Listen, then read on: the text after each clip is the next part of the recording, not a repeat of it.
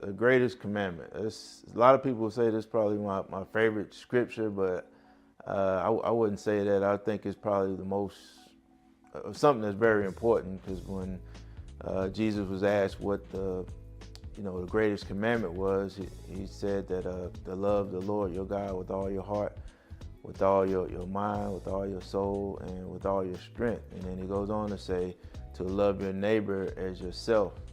And I just find that to be incredibly important and something we should be focused on, especially in the times we're living in. Just the power and the importance of love. First of all, love God with everything you have. And part of that is loving your neighbor as yourself.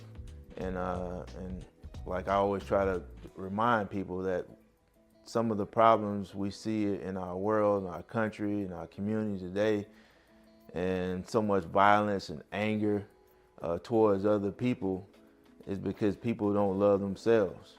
And if you don't love yourself, it's just hard to love anybody else. So there's three parts to that commandment: love God, love your neighbor, and to love anybody else. For unto us a child is born, unto us a son is given. The government shall be upon his shoulder. They shall call him Wonderful Counselor, Mighty God, Prince of Peace, Everlasting Father. This season is about us understanding and coming to know our Prince of Peace.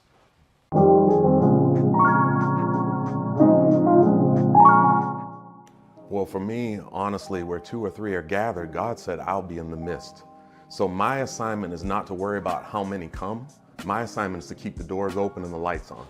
So where the Spirit of the Lord is, there is liberty, right? So we just have to make sure that we open the doors. I encourage you to come. We're not worried about who's not there, because God is everywhere and he fills every other seat. So if the seat's empty, it's only empty because you're not there, but God is there. So I'm not really concerned with that, but what I'm saying is you're missing out. Come on out Christmas. Celebrate God with us. He's so good. He's so worthy of it. What do you give someone that has everything? The only thing that God requires from us, the only thing he can't take from us, because he won't, is our choice. So we choose to love him and worship him. And Sunday is going to be a great day. So come on out to your local ministry, your local church, and let's fellowship together. This question was posed to me recently about whether or not we was going to have church on Sunday. I won't call the person's name. I'm sure they'll see this video. But I said, what would the church look like not having worship service on Jesus' birthday? Of course, we're going to celebrate our families. We're going to give gifts to our families and friends. But will we give the gift of fellowship to the Lord on his birthday? So yes, we will be open and we will be serving the Lord. And I encourage other pastors and leaders, don't shut down church because it's a holiday or it's Christmas. Whoever come, let them come, let her come, let him come. And then even on New Year's, hey, that's another time when people travel and, we good saved folk, we have other options that we like to do. But again, we want to be in church. We want to be worshiping the Lord on Sundays. And we want to make sure that Christmas especially, that we carve out, I don't care if it's an hour, that we carve out an hour on that Sunday morning. I don't care if we do a candlelight and say a prayer, but we enter into the household of faith and we celebrate the birth of Jesus, because it is about his day that day. Season's greetings from Higher Definition Radio. I want to bring an important message as we go into this new year. We're noticing a lot of changes within the church, and really it's blasphemy. We're looking at ushers wearing Skechers, Kids, and all types of white shoes that are not ordained by God. Please go back to the regular usher shoes.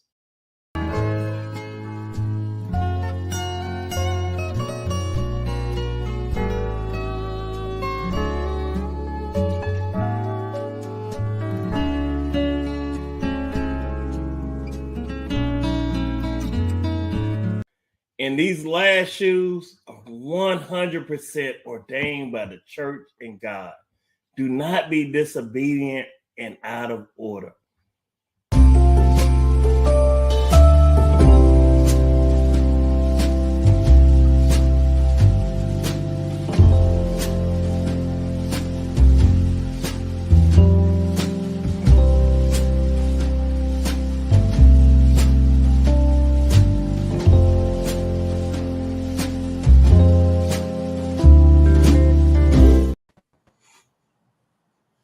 jeez. Good evening, good evening. That's right, Marlon. Call out the name of Jesus. That's right. That's how we need to start the show with Jesus, Jesus, Jesus. Those are 3 great videos. We'll take them in order. Everett, want to give a shout out to Everett and Tia for all the work they do behind the scenes. Tia ran the Sunday morning inspiration this morning, got us going. Pastor Ed, Pastor Cunningham. I think we filmed that 2 years ago when Christmas fell on a Sunday, and just talking about some of y'all heathens, were y'all going to church or not on that day? Because y'all be funny acting. I got to open Little Johnny's stores. And then the last one about them church shoes. Y'all need to get in line and get in order about these church shoes. Skechers, these 5-inch pumps. We need ushers. You need to be at the door in the army of the Lord with your appropriate nurses, hush puppies on. And I had several people send me prices of those, and those shoes about $100 now. So What? Oh yeah. You got to be standing strong in the army of the Lord with them shoes on.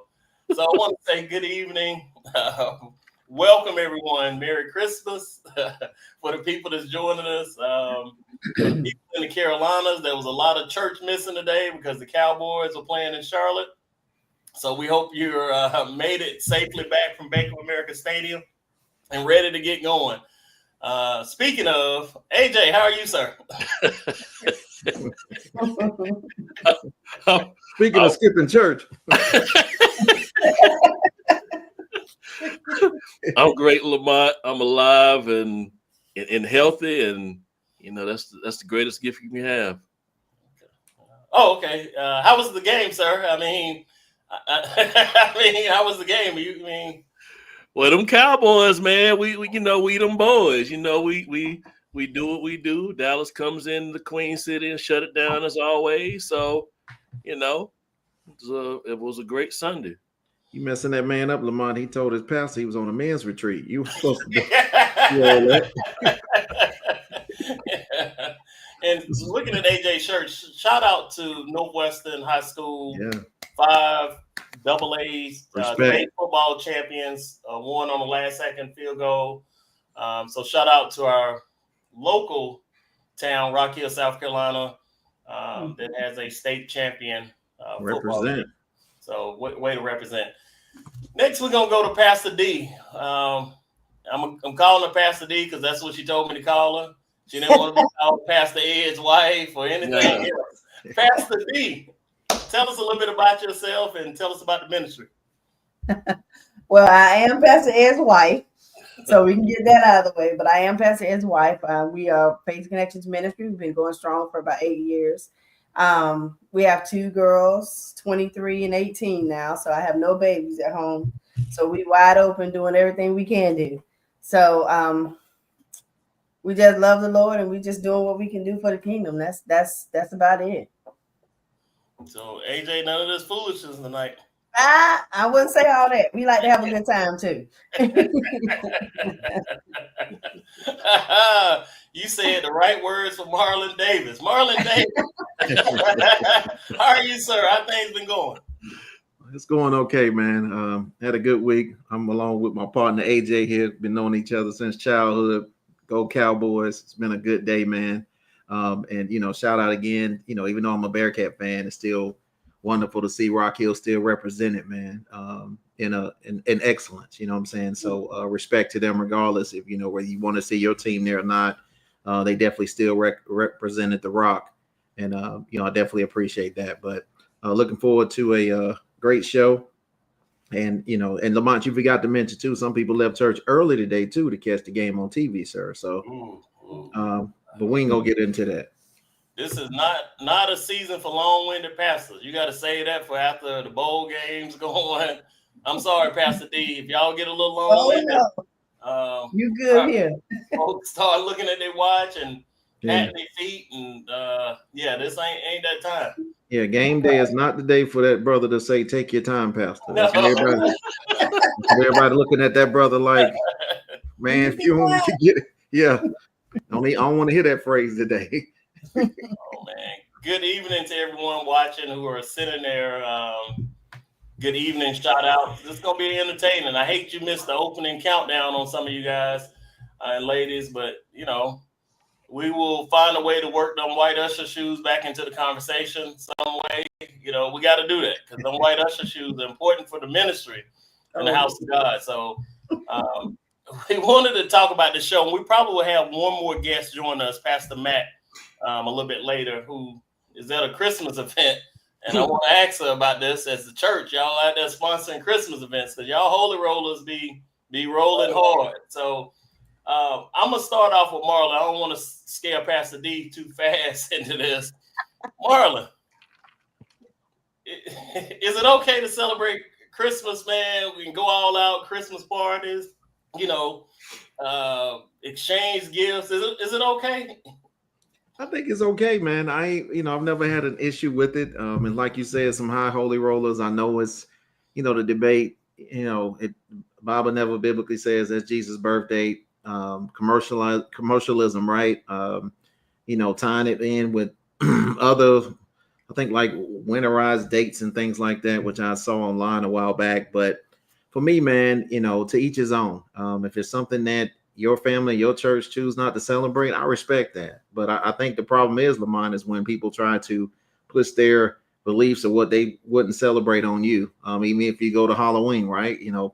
People want to have a hallelujah wing or whatever at church. But if you celebrate Halloween, you can be looked at as, why are you celebrating that? Why do you have your children dressed up in these things? And for me, just like with Christmas, if there's no ill intent, if you're doing it all for the right reasons, and the reason for the season, I respect my next brother, my neighbor. It's really up to them and how you want to celebrate with your family. So I guess I'm saying all of that to say, no judgments, man. And I would hope that people would do the same with myself, but we in a world of judgment, right? So for me, no issues celebrating that, and to each his own. If that's something you want for your family, like with you, Lamont, if y'all want to put up 12 Christmas trees before November hit, that's your household, right? I mean, that's your prerogative. If you want to keep buying Debbie cake snacks and filling up the, and buying all type of toys for your kids, and you can afford it, hey, do it. But I think the bigger issue comes is when you allow this season to bring stress, right? By trying to please and buy something for everyone, and then it turns into something that it shouldn't turn into. And I think that's where maybe the church is probably, or even anyone has probably judged that, because this season can be total polar opposite, right? It can be the happiest time of the year for some people, and others it could be the saddest and most stressful. So I think that's the two differences. AJ, you out there doing trunk or treat instead of trick or treat, hallelujah treat.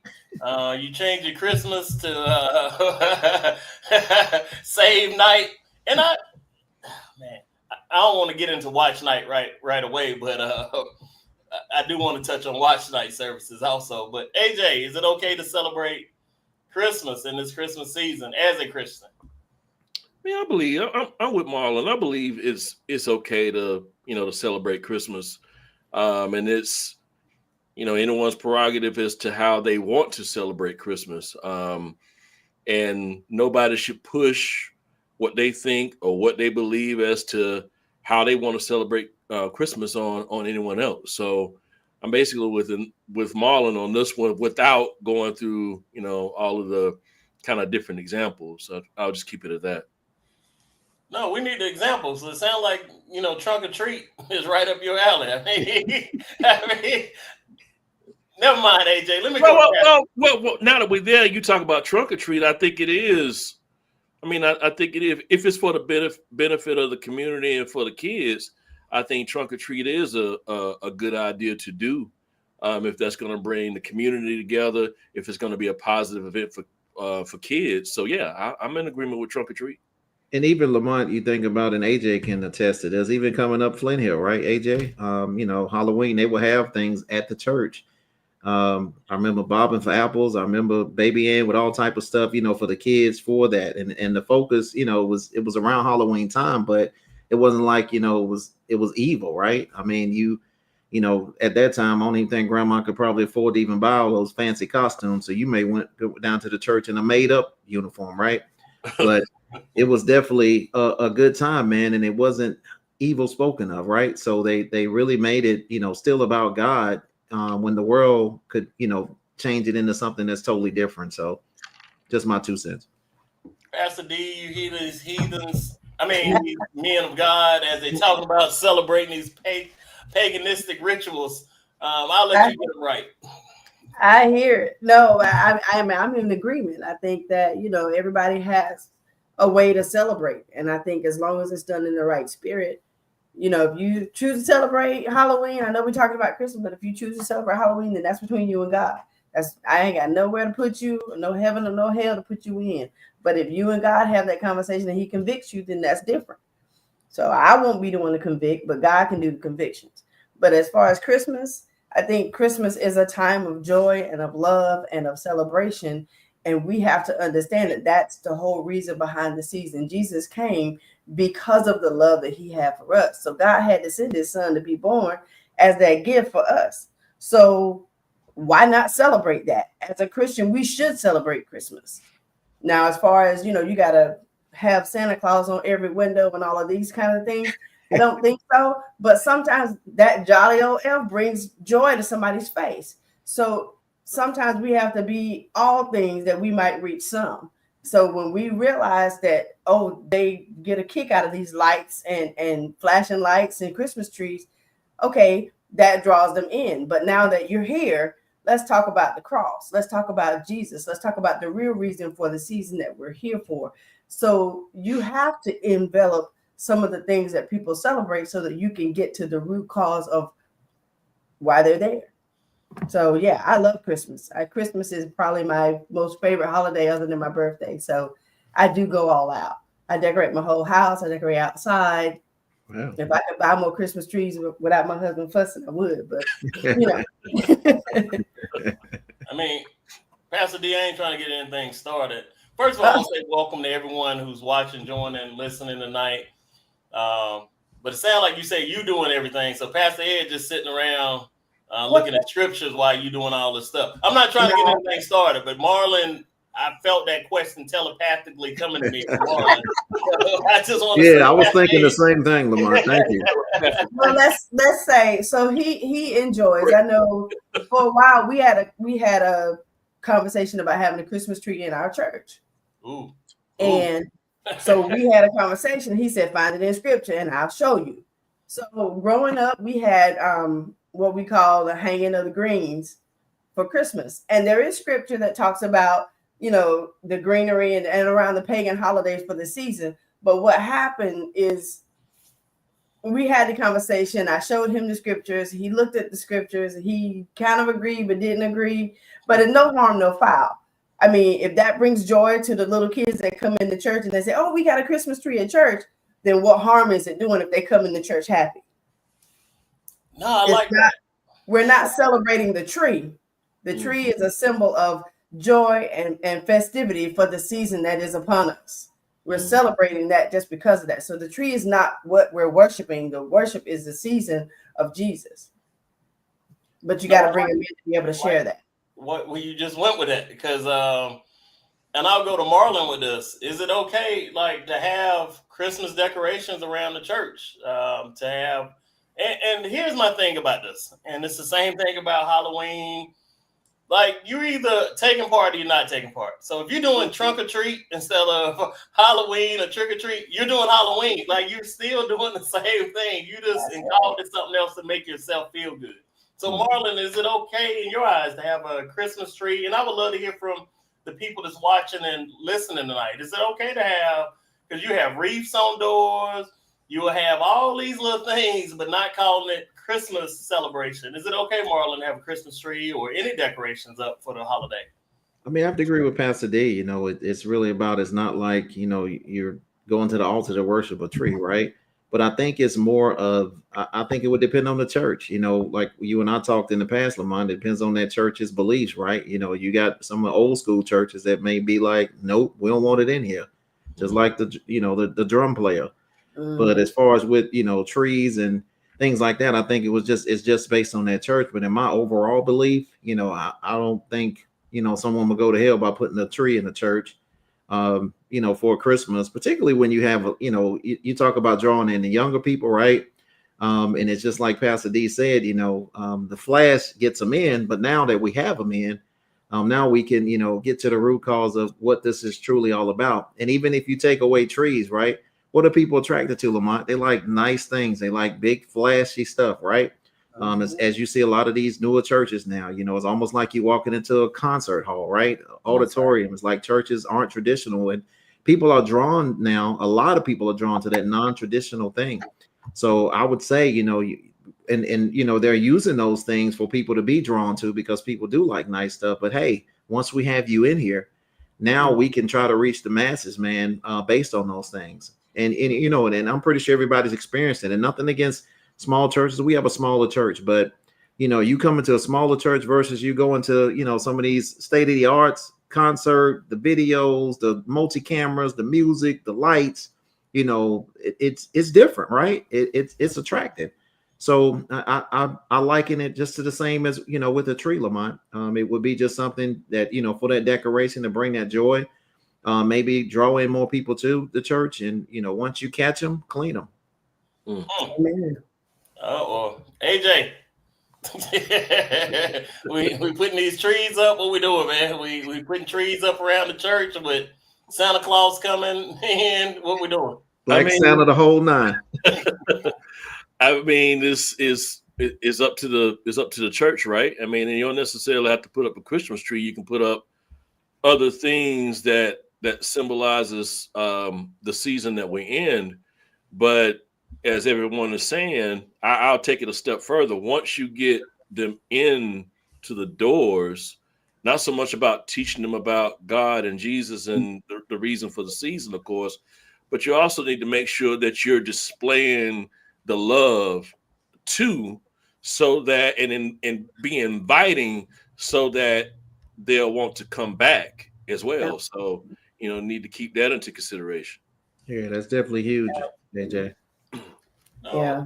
I try to call myself a all things Christmas type of guy. Like, I can tell you different histories about Christmas and where things come from, what's the origination from it. I mean, we're in America, so everything is a melting pot with different cultures, different beliefs, different ways of life that people have gravitated to. For instance, Santa Claus that you see now is not the original color of Santa Claus's suit. And if that red is matches something, it should. It's Coca-Cola red. Coca-Cola ran an advertisement, I think in the 20s, and changed their Santa representation to that bright red you see. So if you match that to most Santa suits, it's the exact same color. When you talk about lighting of the Christmas trees, that is German. That comes from King Martin Luther, who lit trees along pathways to scare off rats and rodents during the holiday season, because people would do festivals and you would have a lot of people and you had a lot of germs. So they knew that keeping rodents away, and the way you did it is have light. So hence now we have lighting of trees and all that stuff. Am I the only one? Marlon, I asked you. I used to think the little drummer boy was in the Bible somewhere. We used to sing that in church so much. I used to, man, that little drummer boy is all in the Bible. Like, but that, to me, that is a fear. Do we have a fear of mixing non-Christian theology with Christian theology, where our youth or even adults, we're confused? And I'm giving you an example, little drummer boy. Yeah, I mean, up until you said that, I was bum, and you know, all through my youth. You know what I'm saying? So, yeah, I don't think it's anything wrong with that. You know, as far as that being crossed up, as long as you know the true meaning of these things, and I you know, and honestly, do your own research too. I think what we fail to do sometimes is in these institutions and churches and stuff like that. A lot of times too, you know, your pastor is human, right? Your deacons are human. Just because they said this, it could be, you know, all four of us could read the Bible, right? And I could have my own interpretation of what I read versus AJ could read the same thing and something different revealed to him.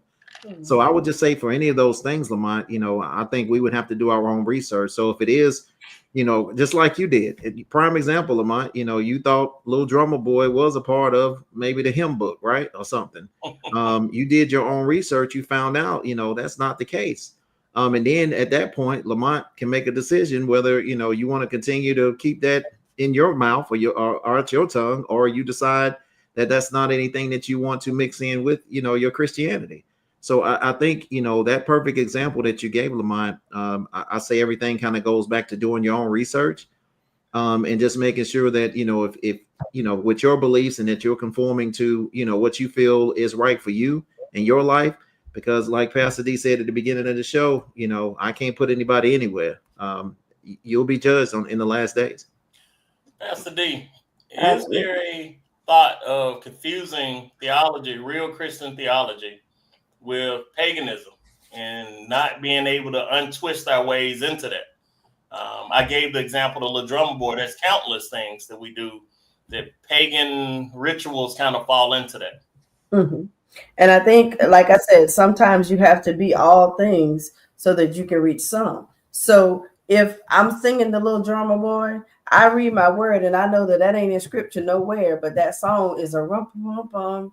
That's a little tune that people gonna hum and get in their head. That's getting them into the Christmas spirit. So what am I supposed to do? If that's something that you do to get you in the Christmas spirit, then who am I to tell you to get back out of that and just come back down to bah humbug earth? Because what happens is we get all this stuff entangled and we get all of these things interwoven. Like you said, America is a melting pot. We got so many different people from so many different backgrounds and so many different areas. We're bound to be pushing some stuff together. When you marry into different cultures and different things of that nature, you're bound to have, a meshing of some beliefs and some different things. And that product of that union may come out with a whole different set of beliefs than what both of the parents came in with. So you have to understand that melting is what we do. But at the end of the day, scripture is still scripture. And when you educate yourself to that point where you can read your scripture and understand what's going on and you know the difference. Okay, Little Drummer Boy is a part of Christmas. That's not necessarily a part of scripture. When we talk about the birth of Jesus, we're not putting Little Drummer Boy in the line behind the shepherds. Mm-hmm. But we all know that that's a song that has been made up and has come about because of the holiday. But it putting that into a Christmas play about the birth of Jesus and Mary and Joseph at the manger, I'm not gonna have my Little Drummer Boy standing there pumping. That's just me. No, that is, and shout out to Rita and Wanda, who both talking about the symbolization of some of the tunes and stuff. The other reason a lot of these tunes are catchy is because people were illiterate. Mm-hmm. Same way with hymnals, the call and repeat or call and respond hymns at a lot of Black churches is because most of the members used to be illiterate. Right. So that's how you got people to sing on tune and on beat, because a lot of your congregation couldn't read an actual book.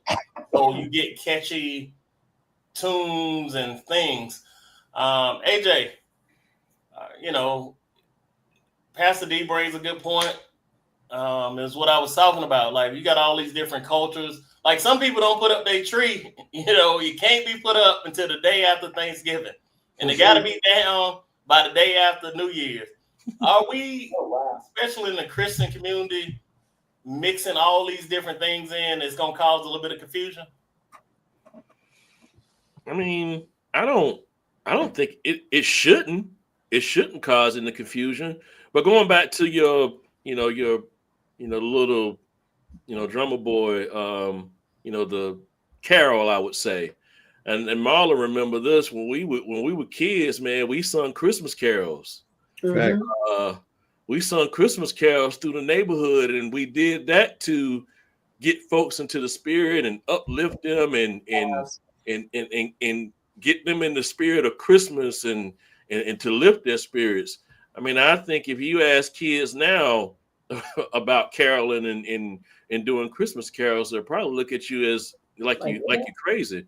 Mm-hmm. But I don't think there's anything wrong with what everybody's been talking about, and in the mixing of cultures, I don't think that will cause any confusion as long as we know what the true meaning is behind Christmas. And Rita, great question. Send me that song. I can take. So go ahead, Pastor D, unless you have a question. No, absolutely. Go ahead. I was gonna look up the lyrics for you real quick so I can make sure I got my story straight. We also, as Christians, got to be mindful of what's in the Bible. Like a lot of things are not preached. The songs of Solomon, I bring this up to Everett all the time. The songs of Solomon are usually not taught as a biblical thing. It's very sexual and very graphic when you think about the Bible. You got to think also a lot of scripture talk about incest, talk about rape, talk about multiple wives. So sometimes we kind of brush over the things that are in our own Bible because it makes us uncomfortable to explain. So Rita, that is an excellent question. And I will definitely look up the lyrics and actually who wrote it. Because sometimes people who wrote songs go back to 17 something. Like if you look at the hymnals, especially the hymnals in black churches, a lot of those hymnals are from the 1700 and something. Whole different ball game we were playing in than we're playing right now. So you might have some different responses to that. Shout out to all the people. Go ahead, Pastor D. No, I was just gonna say, basically with that song actually, if you listen to the lyrics, they're talking about David and Bathsheba. They're talking about Samson and Delilah. That's what they're talking about. So if you know your word, you can pick those things out of that with scripture. But it is a dark song. It is talking about love and loss and faith and dealing with all of those problems that come about with that. But like you said, those lessons are not taught in church because those are forbidden topics of conversation. You don't talk about those with married people, and you only talk about those in conference and stuff like that. But that is what is really being taught about. I think that song was written a while ago, but there's a version written in 1984, but it actually references David sings songs to please the Lord. That's part of the lyrics of that song. So you recognize that is actually, that's not a Christmas song, but that's one of the things that the scriptures can be taken out of context and used for a song to convey a message when it really is, that person may or may not have been spiritual. It don't really even matter. No, and speaking of Frosty the Snowman. Frosty. Put that spin on it, won't it? Oh man, I don't know how to raise a hill. Man, excellent question. Thank you for that question. And even talking about scripture, you think about David. David had his mistress husband killed. Yeah. Had him killed. He was lusting after watching us bathe naked. But you don't hear it that graphically or that clearly when most pastors preach it or when you do Sunday school lessons. It's kind of brushed over.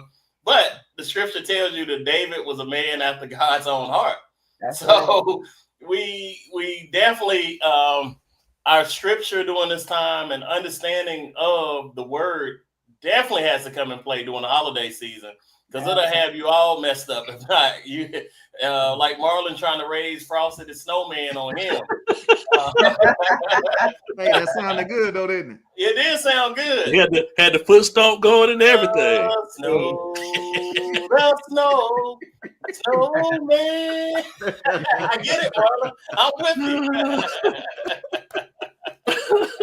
Oh man. And in this holiday season, and I'll start with you, Pastor D, because I know with your congregation, there's people from all different walks of life. How do you deal with folks who don't participate in anything Christmas? I go to church with some people like, we ain't singing no Christmas hymns, no Christmas songs. We ain't taking part. How do you deal with that? So fortunately for us, most of the people in our congregation actually do engage with Christmas.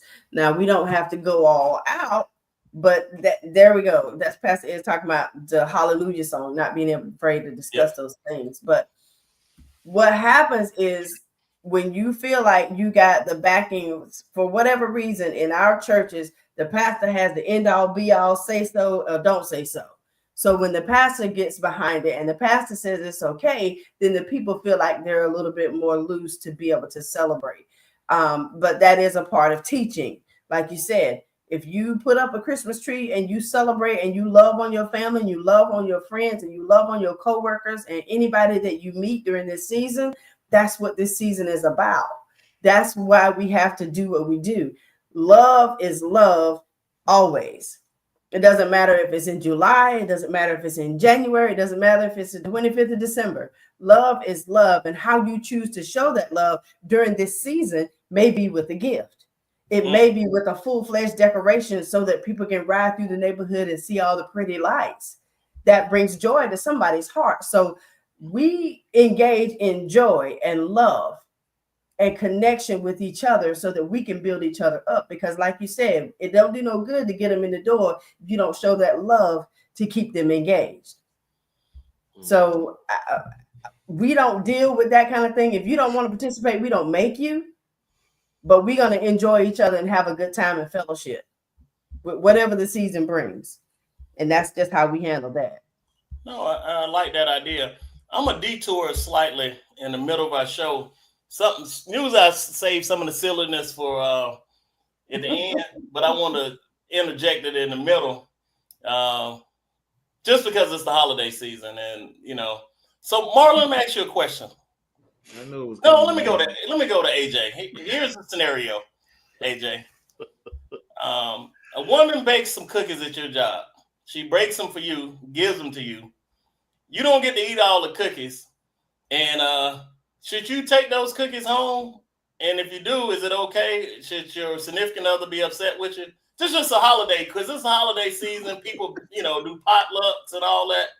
I'm just wondering, and everyone watching and joining us, I'd love to know the answer to this question. So, AJ, cookies are made for you because they know you like peanut butter cookies, and you don't get to eat all the cookies. Do you take those cookies home? And if you do take those cookies home, should they be in the heat at the house?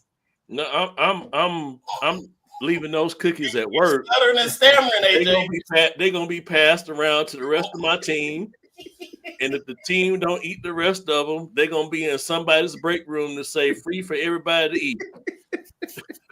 You messing up my home with no cookies. We ain't even got to get to the second part of that question. Marlon, cookies get made, brownies. How are you handling this, sir? I'm handling them just like Mr. Michael there, sir. They not coming to the house. They be ate up by the rest of the job. And yeah, I don't need that heat. Why she make them for you? I'm not doing that. I can get the 21 questions that I really don't have answers for. And because I don't have answers, that's still gonna be a problem. Why you? Well, All the people you work with. Right. I can't say the pastor and the pastor's wife for last on purpose. Pastor Ed, I know how old school church work. That folks be Miss Betty be making food, and Pastor, you look like you ain't ate well. Let me give this to you, Pastor D. Somebody bake some food for the pastor. So here's my thing. Our congregation feeds their pastor all the time. He works with he had some co-workers that are now members of our congregation. They fed him at work. Why do I not have a problem with that? Because I'm not there to do it. And I know that whoever that is not taking care of him. Let me just say that. Not taking care of him, but understands that this is just something that I'm doing. It's not any ill will or any malice or anything like that. But however, if your spouse doesn't know the person that made the cookies for you and they just making cookies for you, that's a problem. Understand that. So if you got somebody making cookies for you at work and you haven't mentioned this person to your wife or spouse ever, and then all of a sudden they're making you cookies and bringing you a holiday gift and all of this other stuff, that's an issue. Because your spouse, your person needs to be in the know of who this person is. They need to have heard their name more than once in order for you to be getting a gift from this person and getting some cookies made. And I better be getting some coming home to me because that person also knows who I am. That's the difference. So bring the cookies home because she made these for us, not just for you. And what if they put the chocolate chips in the form of a cross? Would that help? No. She don't bless these cookies. No, that don't change things. Fellas, it started off lighthearted, and then she got real serious. Like, I'm just saying, hey, just a female point of view. That's all. I'm not just trying to start something. I'm just asking questions. It's in my best interest that those cookies remain at the job. Oh man. So as we go into next Sunday is getting very, very close to Christmas. We'll be 3 days out from next Sunday. And a lot of people getting a lot of debt at this time of year. A lot of debt. Debt they paying off from last year for this Christmas. AJ, should there be limits on how much we spending in this holiday season? One gift, like I know families that do one big gift and the rest can be small. Should we set those kind of boundaries? Because it's a real world out here. Man, go ahead, AJ. I guess it depends on, I mean, what your budget is. You know, it depends on. I put it like this. For me, if I'm in a situation to where, you know, I want to give someone something, you know, like my wife, my kids, I don't necessarily put a limit on that because it's based on what I want to get for them. But I also don't wait until just one day, you know, to actually, you know, to give them something. If I want to, hey, I was out, I saw this, I thought you would like to have it, or I thought you would like this. So I just don't wait to Christmas to, you know, to kind of do all of that at one time. But it's on what folks can financially afford. You know, I would say don't put yourself in a situation to where you can't pay your mortgage. You can't keep your lights on. You can't pay all of those bills that you're responsible for because Christmas is only one day. December 26th is coming. So you still got to do it within, you know, being responsible about it. All right. Marlon, ball out or tell them, hey, you ain't getting nothing this year. I had to go with a little bit of what AJ said as well. I think it depends on, like he talked about, you know, what you can afford. The problem is you know, people can call themselves setting a budget knowing that they can't even afford the budget they set for themselves and then kind of put themselves in the hole. So I would say, you know, to take it even further, just be realistic with your finances, right? If you can't afford it, don't jump into it. You know, if you don't max out credit cards and do all of these things and get yourself in all type of debt and you stressed out after the holiday has passed. Because I think what people invest in too much, Lamont, is just, of course, you know, wanting to see the joy on their children's face. You know, I was that young parent, you know, wanting to give them things that I didn't have coming up and, you know, a tree full of all of these gifts and you in debt and didn't really, you know, budget or save. And, you know, then after Christmas hit, now bills don't stop. Everybody live life here. Y'all know that. Those bills are not going to stop. They don't care anything about all that crap you purchased for Christmas, which honestly, if you look at it to this day, when I look over the years, you know, my kids don't have any of that stuff, right? And then when they were younger, heck, I buy them a bunch of stuff and, you know, they would be more interested in the daggone box it came in than the actual toy, right?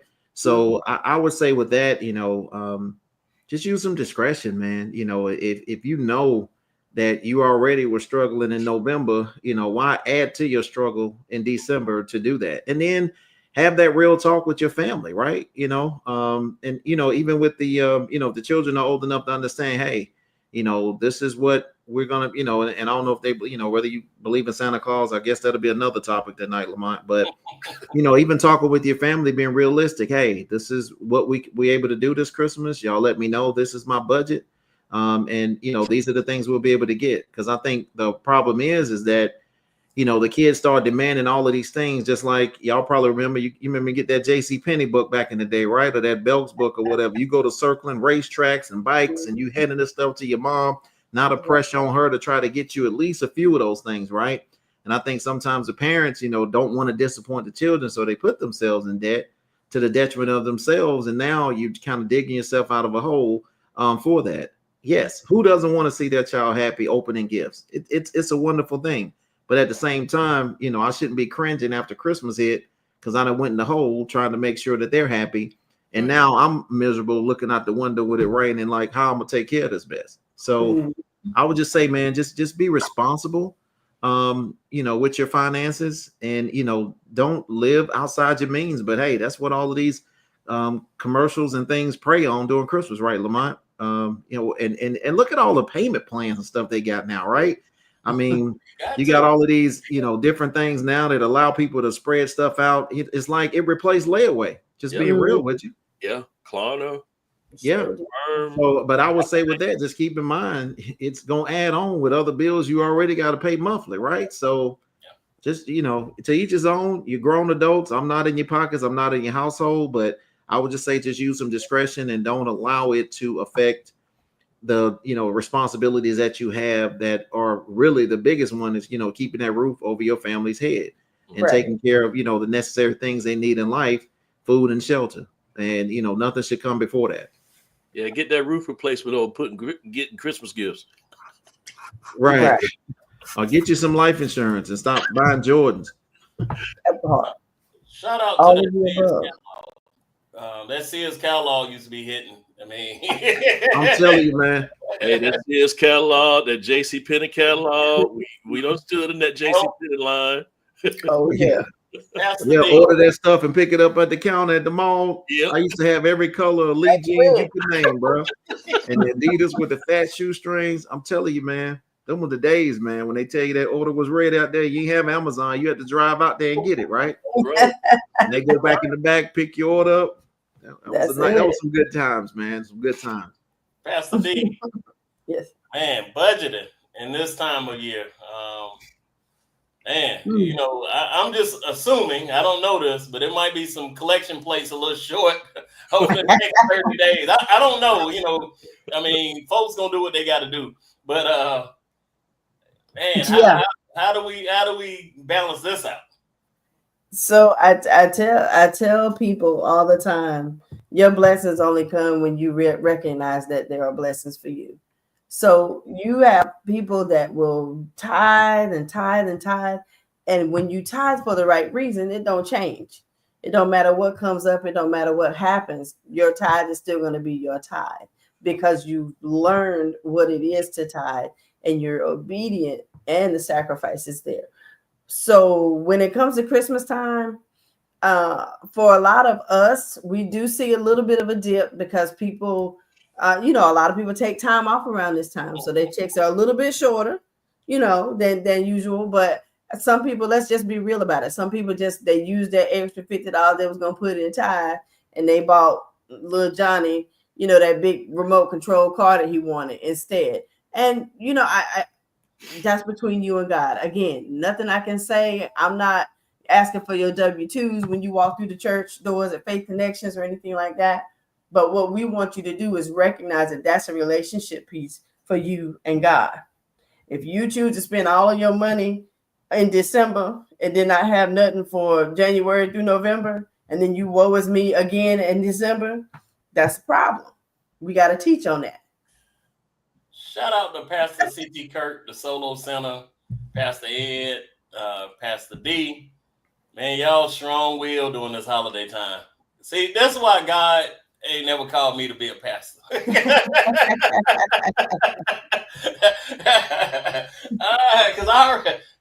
Shout out to y'all for all you do. We got to take care of them bills, man. I'll say this one. Like Pastor Ed said, the church is a business, right? So, it is. Yeah. I mean, you can call it all you want to, but if you won't pay them, you can't go to the electric company and say we love Jesus. Yeah. Well, it's the case. You got people wanting to give from the church giving out Christmas gifts, but you didn't tithe that month. So now you mad because we short one or two gifts. Well, that might have been your one or two tithes that you shorted us. So now we can't get enough gifts for everybody to go around. It kind of goes hand in hand. It goes back and forth. So you can't get upset when you come up to the church doors and it's locked and the lights is off if you ain't did your part to pay your tithe. I mean, let's be real about it. Straight up. AJ, you were about to That's say it. something. Yeah, and I was going to say this too, and I know speaking from the perspective of the church, I'll say this for your house. You have to treat your house like a business too. So you got to budget. You know, Right. you got to put that in your budget for like if you're going to buy gifts during the season and basically what that looks like. You got to budget that out, and if it doesn't meet the budget, like Marlon was saying, those other bills that you neglect or don't pay or you fall short on, when that comes back around, like he said, it ain't gonna matter about, well, I did this over here. No, you got to make that happen still. So it's about treating your house as a business. And the other thing that I was gonna say too, everything that we're talking about right now comes back to discipline. Facts. You got to have good discipline.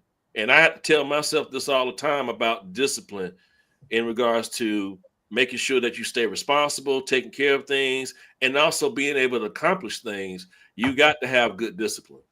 Mm-hmm. And Lamont, you'd be surprised that, even besides Christmas, I know that's the topic tonight, but how many people, even for concert tickets or anything that's coming up that they just want to see, shoes, outfit, and know that things are due, know that this will cause me to be short on my mortgage, on my rent, on my car note, and buy it anyway and say, hey, I'll deal with it when I deal with it. That's right. Or even knowingly, knowing that you ain't worked 40 hours this week, you done ran out of PTO, you still calling out and going on trips and paying for stuff that you can't afford to go on.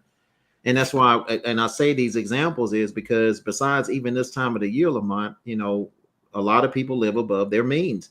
So you look on Facebook and stuff like that, and you're seeing, and not saying everybody that goes on trips can't afford them. So I'm not saying that, but there's a lot of people that are going on these trips that, that have spent money that should have been put towards securing their household, right? And they're just, going out on a whim. But like when you get back off that vacation, and all of us has been there, right? We have to go back to reality. And reality is always waiting on you wherever you go, right? When you get back on that plane, go through customs, wherever you coming back to, you coming back to reality, man. So, but once again, like AJ said, man, it's back to that discipline, and that is not easy. Like I say, when I was younger, I was horrible with money and saving. I felt like everything I had, I needed to spend it. If I wanted it, I would get it, regardless of what was owed or what not. But that comes with maturity. You learn that this isn't worth it. Those things that I thought that would bring me that type of joy, it didn't. But but a lot of times too, it's good to experience that if you can, to know that it's not worth you're spending and overspending and things like that, and putting yourself in harm's way and your family, right? Because you got your family that's dependent on you, Mont. So you go out and buy. I think Lamont done bought some, whatever that TV Lamont done bought, probably $5,000-$6,000 TV. You got it like that, you just get it, right? Marlon can't do that, But I don't know why Marlon in my pocket. Speaking of, that was a 21-inch color TV that flexes in between black and white. So no one in my house for no TV. With a radio, with an FM, AM radio tuner. Yes, and with my son is the antenna. So thank you, Marlon, for that. I'm gonna say one thing, Lamont, before you move on, but I want to throw this out here too. 72% of black households don't have an emergency fund. That's right. So if anything, that even if you had like a $500 emergency fund, that could be the gap between calling the plumber, getting a new set of tires on your car, helping to take care of bill, maybe to take care of utility bill.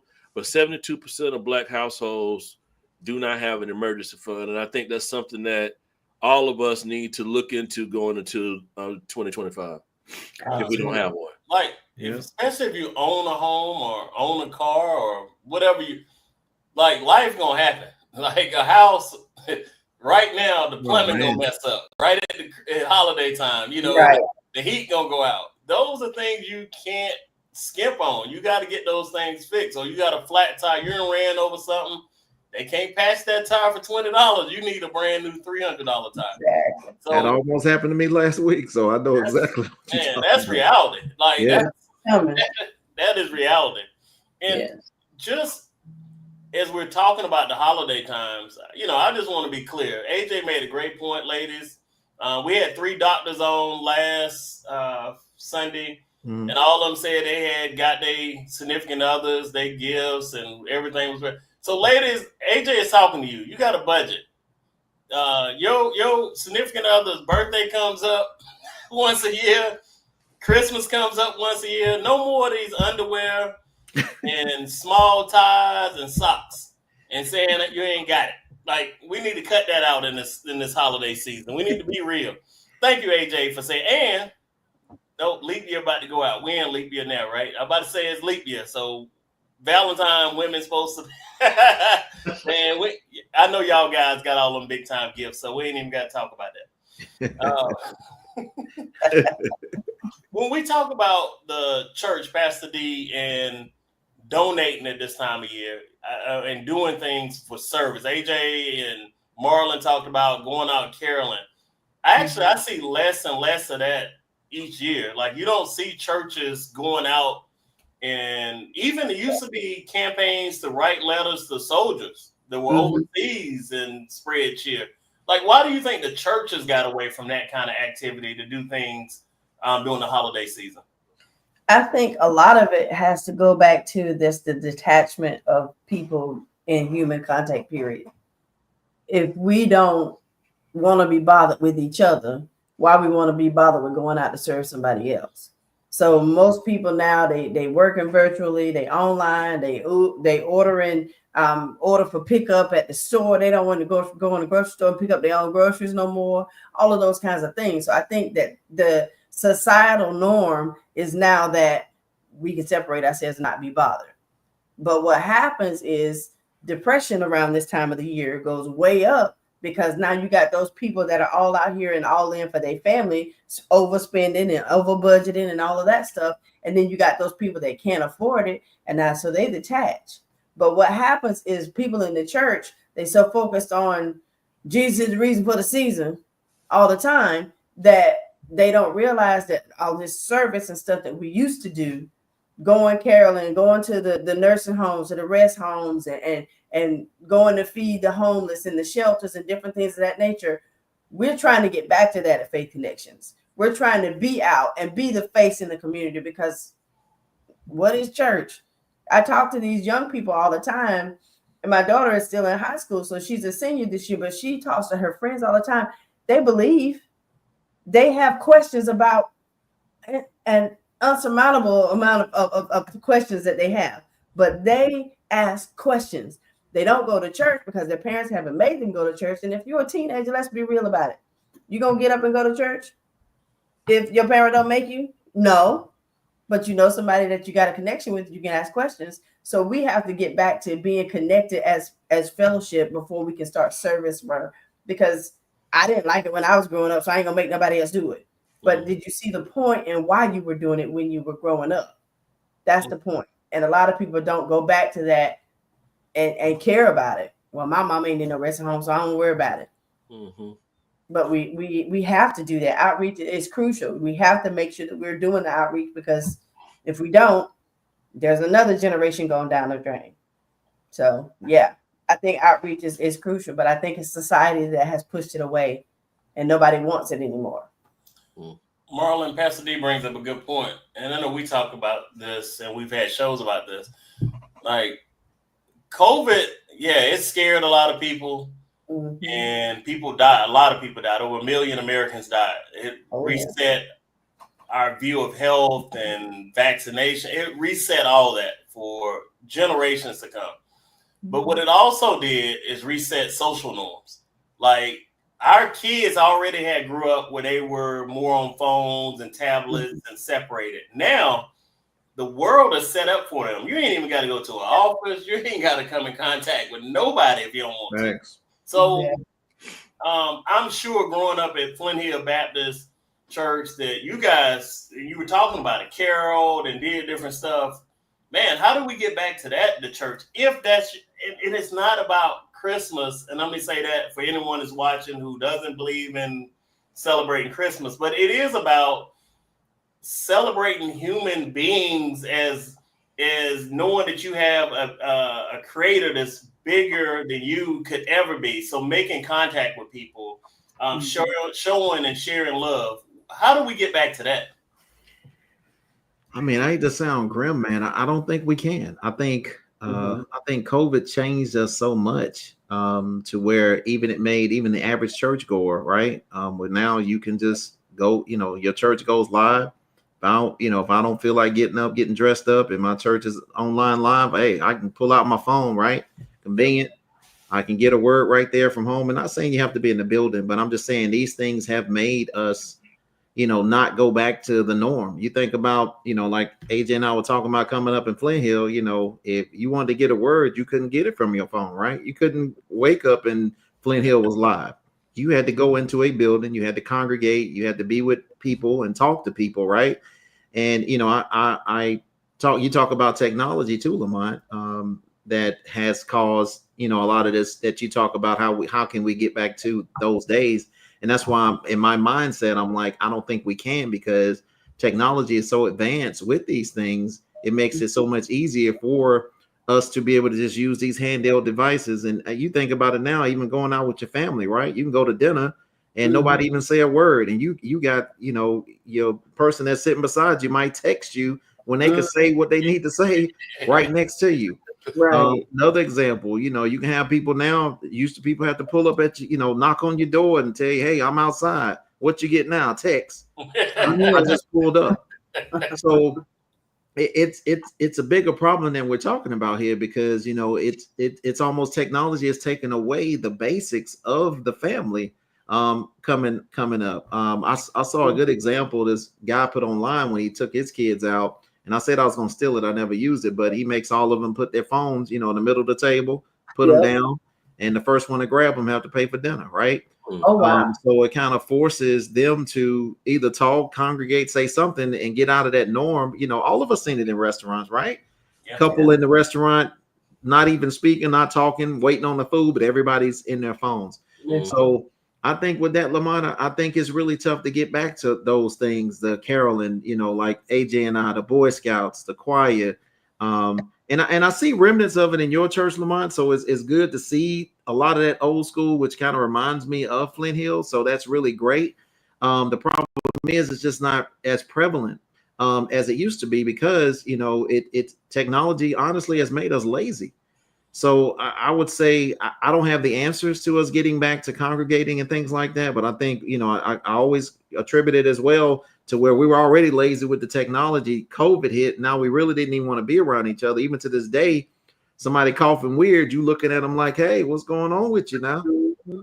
It's changed who we are. Yeah, exactly. Back up. Give me 6 feet, right?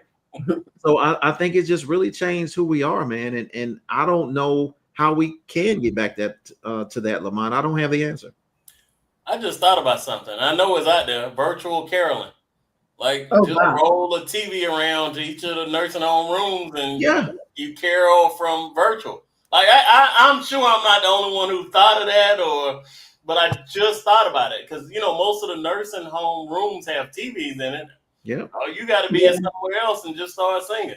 Yeah, that's my point, technology. Because even when I was with the group, we used to go to the hospitals and things like that around the holidays and physically be there and carol, right? But it's like you said, now we can do just like we're doing now as a group, right? Get together on the computer, tell them to tune in to this. I'll send you the link, and we sing it. It ain't even got to be in your face. That's why I say technology has really made us lazy. And the last thing I'll say as well, Lamont, think about coming up, how many people's numbers you had stored here, right? And you could just call them right out. Right now, if you ask me my mama's number, I could not tell you that unless I looked at my cell phone. And I know that's sad, and I'm being very transparent. I know my wife's number because we talk so much back and forth, and I do check on my mom and I talk to her. But you think about your main people that you talk to. Can y'all recall everybody's phone number like you used to do when we come up and they ask you, hey, what's grandma's number? 327-07, whatever. I mean, we weren't dependent on these devices to do these things. But now, once again, Lamont has made us lazy to where we don't have to remember these things. And God forbid something happens to, our phones, because a lot of us, that's your life, right? You do everything on your thing, pay bills, call people, text message, Facebook. It's a connection to the world. So it's to me, it's a blessing and a curse, brother. AJ, man, our social interaction, like besides sporting events, and even sporting events,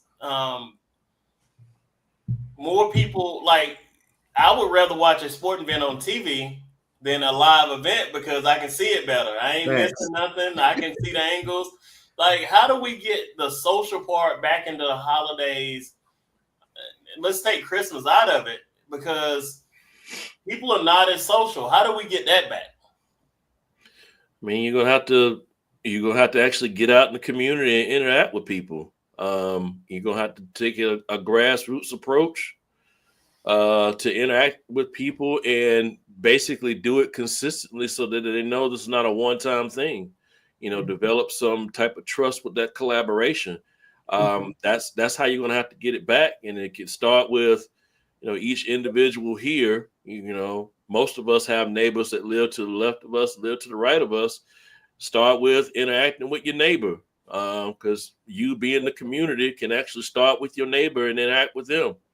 But in regards to the church, I would just want to bring up something that you said, Lamont, about, as far as the church, as far as the outreach, overall, the numbers overall for the churches are not where they were like when me and Marlon was going to Flint Hill as kids. It takes energy. It takes people, to actually do this level of outreach. Certain churches can do it, and you see that, but just overall, it takes numbers, it takes energy to be able to do that. And a lot of the community outreach also included the youth along with that. I talked about the Christmas caroling. I didn't want to go out and do Christmas caroling, but my grandma was like, didn't give me a choice. Like, you going? I didn't want to usher in church, but grandma said, you going to usher in church. You go take that collection plate up to the front, a man a door or whatever. So it's those kind of things that are actually missing in today's time, because when you go into most churches now, you don't really see the youth there. That's right. You see the elders of the church manning the doors and ushering more so than the youth. And that wasn't the case when I was growing up. That's so true. And then to top it off, if you didn't show up for something, you have Ellis Ann McClurkin come get you.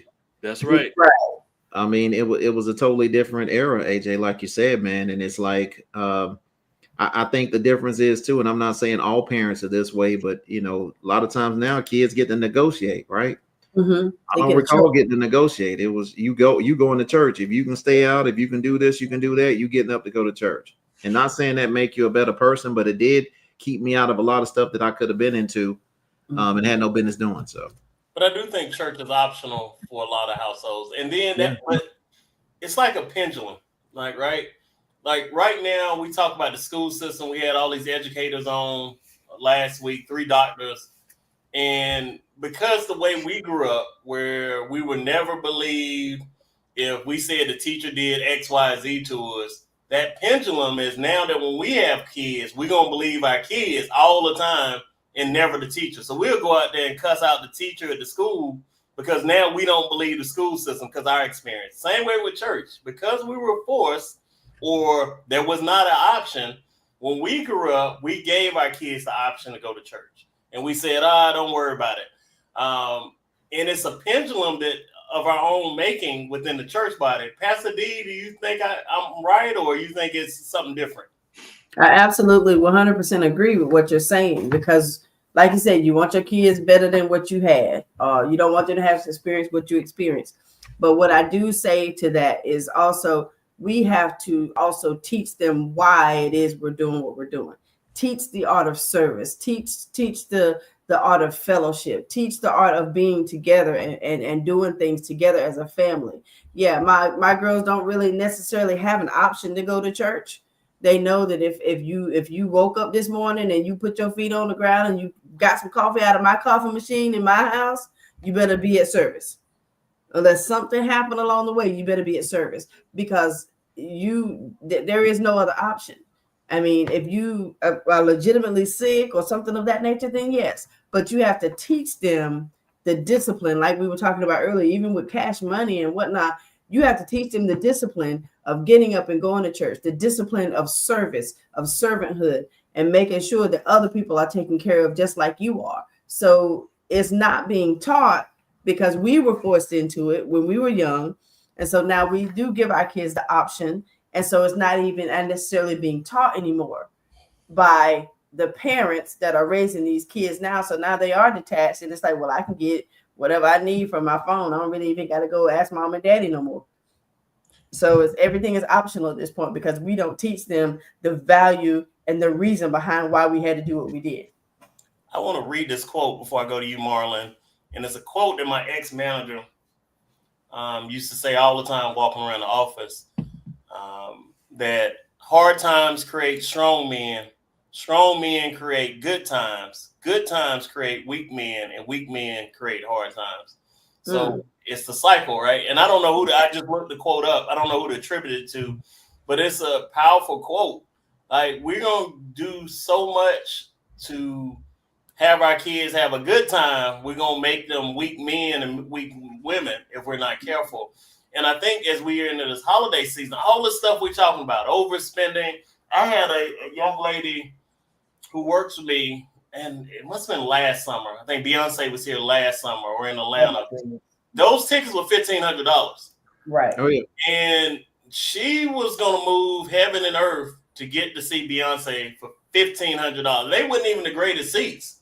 And I just kept hearing her talk about it. I was like, man, I'm living in, I know what she made. I know what I made. I'm like, there's no way. You know, $1,500 just like that on a concert. Like, buy the CD, it's going to be a lot cheaper for you.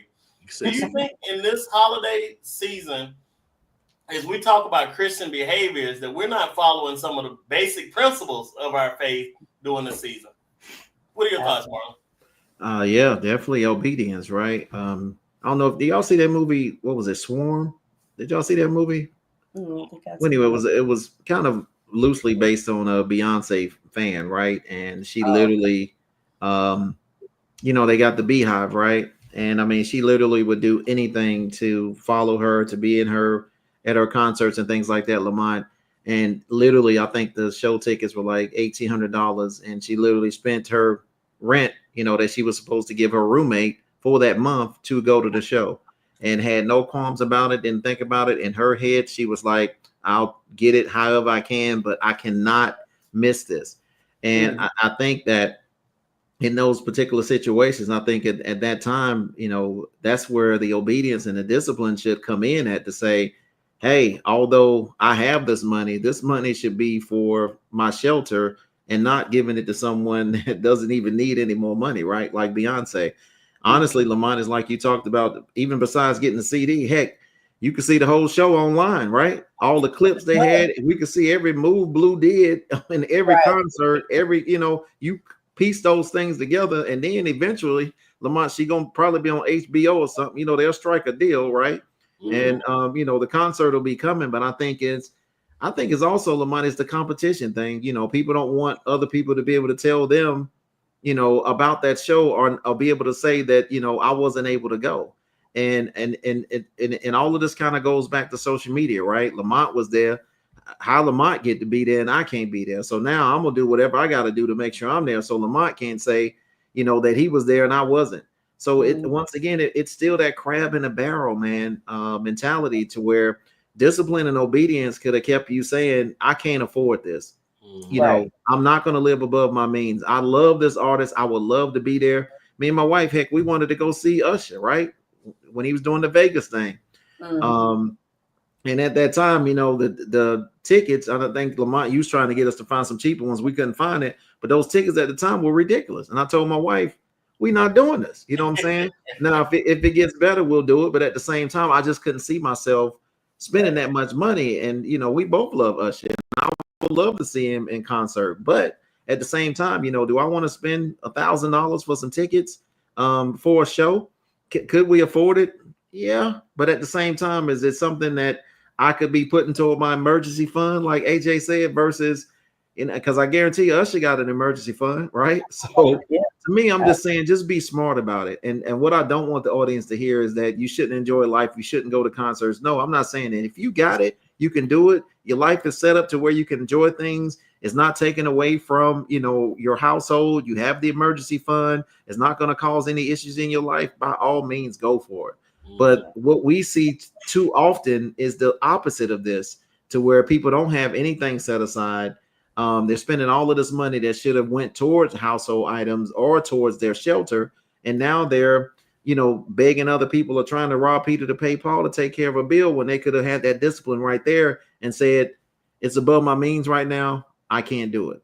And I think that's hard for a lot of people to do, particularly with social media, with all the competition you see. Wheels Up, we in Jamaica, we in Puerto Rico this month. I'm going back out to such and such. You like, how that joke afford and all that? And then the competition starts. Then and not saying my wife does it, but somebody's girl might be right beside them. I ain't been on a vacation in a while. Such and such. You know what I'm saying? So yeah. So, but yeah, I think it's just it's competition too, Lamont, that causes people to do things they wouldn't normally do, man. Let me read this one more time, AJ, and I'll ask you about, are we following the principles of our Father? We started talking about kingdom-minded principles.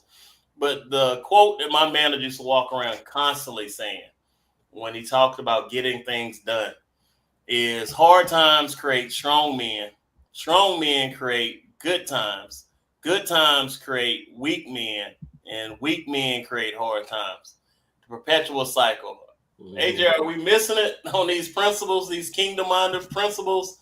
Because I think we're maybe in a phase, and I don't want to say all African Americans, but as African Americans, we're trying to have too many good times, and we're going to create a whole bunch of weak men.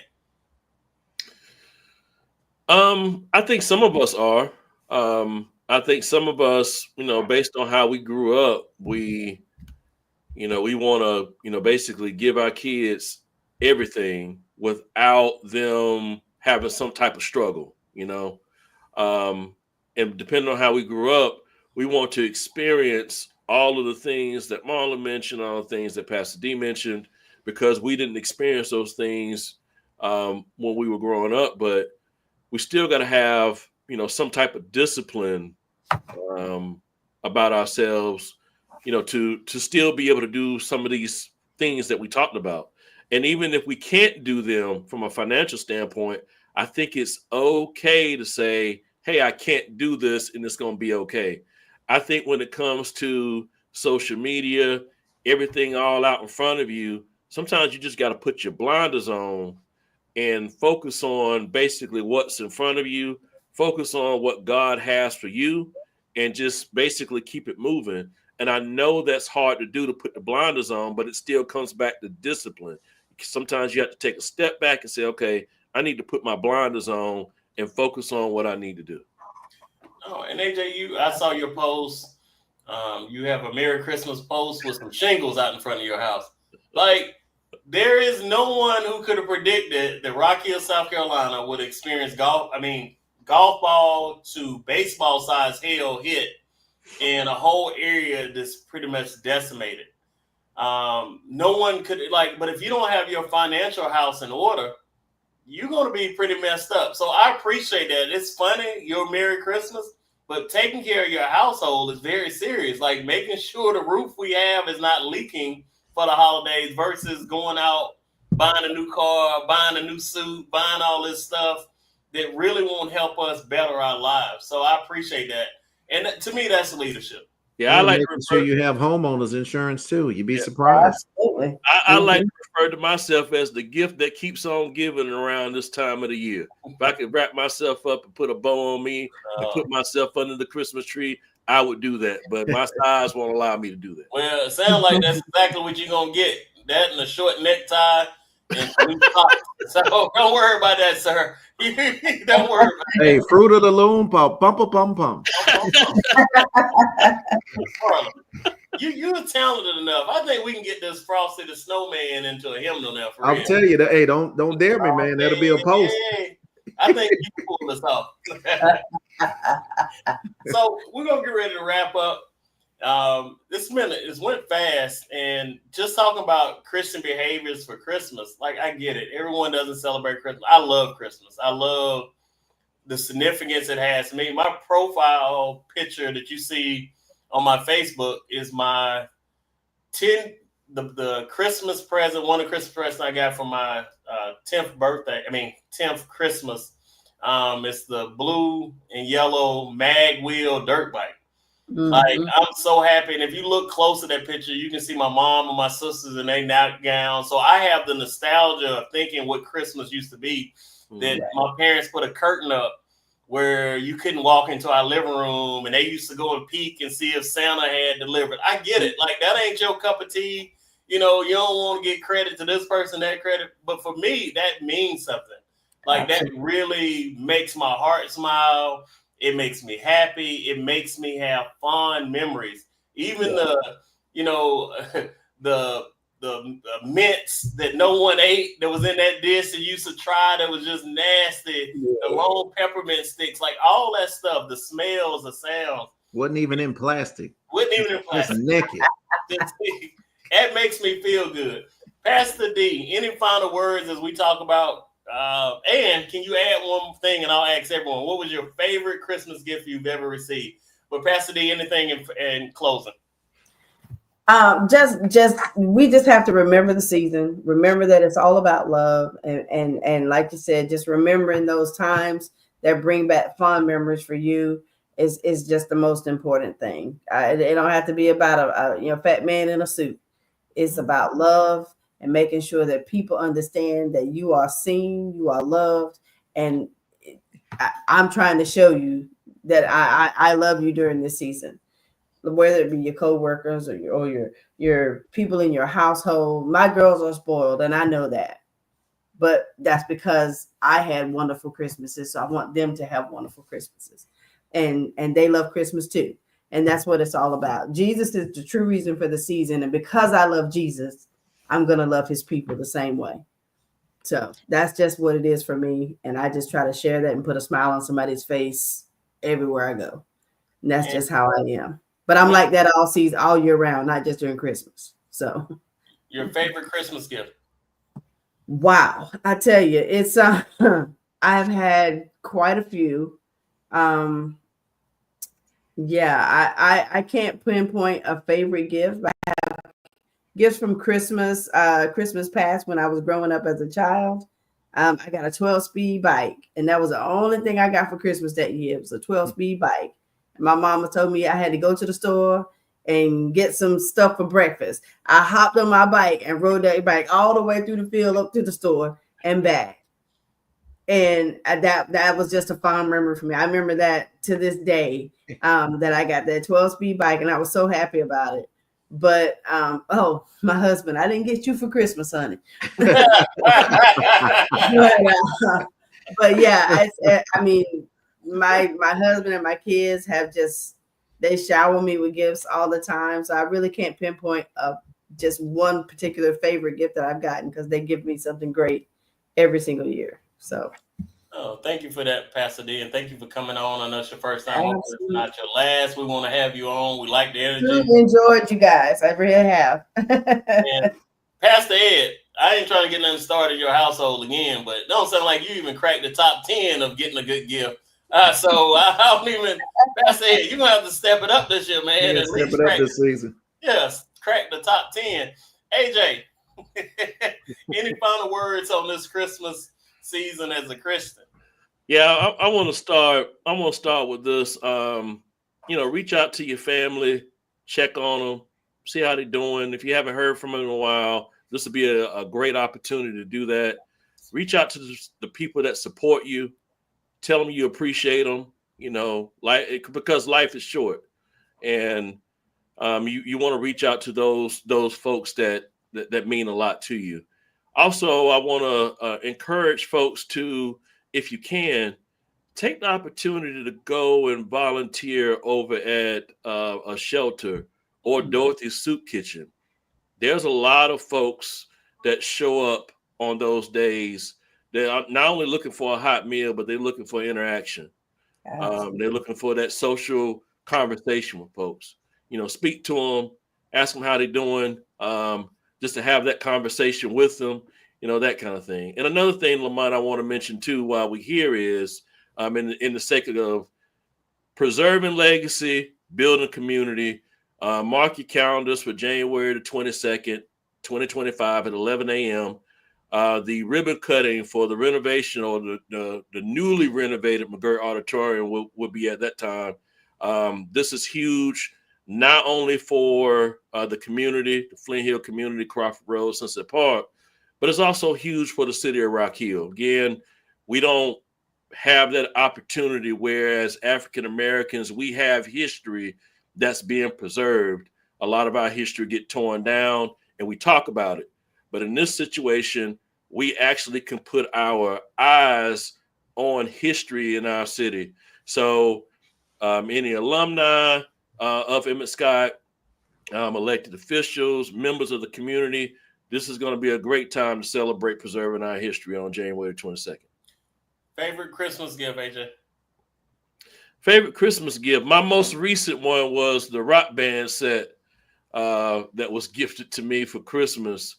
And this was a gift where, me and my daughters, we basically got together and thought we was going to be like the next band or whatever, play a rock band, and everybody had their parts and the guitar, the drums, and the microphone. So that was probably one of my that's my most memorable Christmas gift. And my daughters remind me about it all the time. So yeah, that was my favorite one, the most recent one. Shout out to you, AJ, for all the work you do in the community. For the people who don't know who AJ is and what he represents, he is definitely a mover and shaker within the Rock Hill community. The project to preserve Emmett Scott, one of the historical Black schools, that took a lot of hefty lift. And shout out to Pastor C.T. Kirk on his work to even get air conditioning in one of the city's only gymnasium, I think, at the time that didn't have air conditioning. But sometimes we're left because no one's fighting for us, right? And it goes to the quote that no one's coming here to rescue you. You need to rescue yourself. So shout out to you, AJ, for all you do out in the community, who lives in the community he grew up in and never left and built a legacy there, and is an advocate for his community and his people. So shout out to you. Shout out to Faith Connection also, the Bethel Men's Shelter, the work they do there. I know you mentioned Dorothy Day Kitchen and some of the others, AJ, but there's a few shelters in Rock Hill. Rock Hill has a homeless problem. It's no easy way to say that, but it does. You can't ride up and down Cherry Road without seeing a huge homeless population during the day. And that has to be solved, right? It definitely has to be solved, and it's going to take a village. Marlon, any final thoughts and favorite Christmas gift? Yeah, I would ask AJ and CT Kirk for their next rejuvenated, renovated project that y'all bring back the Peanut Store on Saluda. Everybody ain't gonna get that joke, but I get it. Yeah, that was a national monument, sir. Classic hot dogs, and they always stayed open regardless. So let that be your next project, sir. I would support. I'll volunteer for the Peanut Store committee. But on a serious note, Lamont, as far as what I took from the show tonight, it's not about the gifts. It's not about going above your means and things like that. I think it's like AJ said and Pastor said as well, family, man, fellowship, not just making this time of the year just that time that you do reach out to family, right? You have so many family members that have stopped speaking to each other over petty things. And then next thing you know, they're not here. Even with our family, prior to Thanksgiving, we had Thanksgiving this year, certain members weren't here. And then after Thanksgiving, after we saw a member of the family, they're no longer here. So it makes you look at life just differently, man, how it can be just gone with the wink of an eye, right? Mm-hmm. So I would say, don't make the season about, having to buy everybody everything and please everyone and try to please look at you like you have it all and it's all together. I would say work on those relationships, man, because those are the things that are the most valuable of all. So I would say in this season, try to forgive, try to move forward, try to be that bigger person. if you do have any rifts in the family with your sister, your brother, your mother, your father, I don't care who it is, man. Sometimes we have to be the bigger person despite of what it was. And how many times in our lives have we, not spoken to someone over a simple miscommunication when those two individuals could come together like adults and work those things out? And the reason I bring that up is because to me, it relationships, your family and stuff like that is bigger than gifts. And I would say, give them the gift of forgiveness if you can. And not necessarily saying that they will accept it easily and y'all will just move forward. But at the same time, at least you've offered that olive branch and you're able to forgive them and forgive yourself if that's necessary. And y'all able to move forward. But I think that's the greatest gift that you can give this year. But for me, once again, family and fellowship. Best gift, I would have to go back to, I think like Pastor D said, a bike. Had a 10-speed bike when my grandfather was living in Solomon Davis. This was when, wasn't no gifts wrapped in no box or nothing like that, right? You wake up, it was a bow on that joker sitting out in the living room. Santa came and you looked in the little bucket where Santa then ate off the little oranges and walnuts and the Hershey Kisses, right? You thinking he didn't, then came in and did what he did. And I remember, and right now you probably get arrested for doing this, but I remember Solomon sending me to the store for a pack of Cools because when you was younger, you could buy cigarettes when you was a kid, right? So I have a little note taped to me. I'll go down Flint Hill Street to the little what's the store name down there, AJ, on Flint Hill? Yeah. Go right down there with the note attached to me on my new 10-speed. I'm shifting gears, you know what I'm saying? You couldn't tell me nothing. The gears going up and down. I put it on easy. So you can go speed real quick. Go in the store, get that pack of Cools and ride back, feel like an adult, man. But I used to love that bike. And even to this day, my mom probably don't even know how far we would go on them bikes, right? Back in the day. But we made it home safe. And I think about it to this day, man. God really looked out, right? Because we were everywhere. So, but yeah, that's my favorite gift. No, I want to thank all the people for watching and listening tonight. Like, it's holiday season. Pretty much work-wise, most people, Friday is it, and a lot of people start to shut it. Well, people already started to shut it down. So don't think you at a job where people giving their 100%. Yeah, nobody working. No, people got Christmas parties on their mind and social events. People shutting it down. They gonna give you that spiel. Yeah, I believe that can wait till the new year. We can tackle that. Yeah, people got their motor on easy cruise, and it should be a time of reflection. Trust me, most of these jobs, there's a lot of hard work to be done, heavy lifting, especially as we go into the new year with a new political cycle and new economic uncertainty. Yeah, your new year gonna be fun, especially if you're in manufacturing, any business that might be affected by tariffs or worker shortages. Yeah, you're gonna have a tough year. So enjoy this holiday season. I do not like when Christmas and New Year's falls on a Wednesday because you just don't know which way to go. You take off the end of it, the beginning of it. Nobody wants to go back to work on a Thursday after Christmas or New Year. It's just gonna be rough. So shout out to all the people who barely getting by on the holidays, ain't doing no work, all that socializing. Shout out to y'all. Don't forget about the people that are homeless in this season. There is a lot of people homeless, whether you're in the Rock Hill community, whether you're in Charlotte, Fort Mill. Please, please, please be mindful of that. And also what we started to show, people who this is a great stress for them during this holiday, whether it's financial, depression, there's people who are suffering. And I want to say shout out to the churches who are doing the right thing, who are keeping the reason for this season strong and not letting that be corrupted. This has been an interesting year we've had this year. And this is the first full year out of COVID. And I know COVID is still around, so nobody send me a message about COVID. It's still there. But COVID numbers are not what they were, and people have kind of gotten to a sense of normalcy. So, it's been real. With that, I say on behalf of Higher Definition, Merry Christmas, Happy Holidays. And I can go to a whole story why I always say Happy Holidays now. I'm not anti-Jesus Christ. I just have workers that work for me that celebrate a lot of different faiths, and Happy Holidays is more appropriate. There's more than just Christmas going on right now. So please be mindful, Holy Rollers. There's a lot of things that are going on right now. And with that, I would say have a blessed and safe holiday. We're gonna run a show next Sunday too, because I can't talk about Christmas enough. So we're gonna talk about Jingle Bells or something. So Marlon, just be on guard, and maybe we'll be able to work out that Frosty the Snowman hymnal by then. Yeah. I'll work on something, man. I love to hear it. And Wanda, that Miss Olive V, yeah, that brought back memories, Wanda. I appreciate you bringing that up. That was that penny candy, Miss Olive V. So that definitely brought back some memories. All right, y'all. Have a blessed and safe one. AJ, thanks. Pastor D, thanks. And Marlon, thanks. Be blessed, everyone. Yeah, have a great week. Care.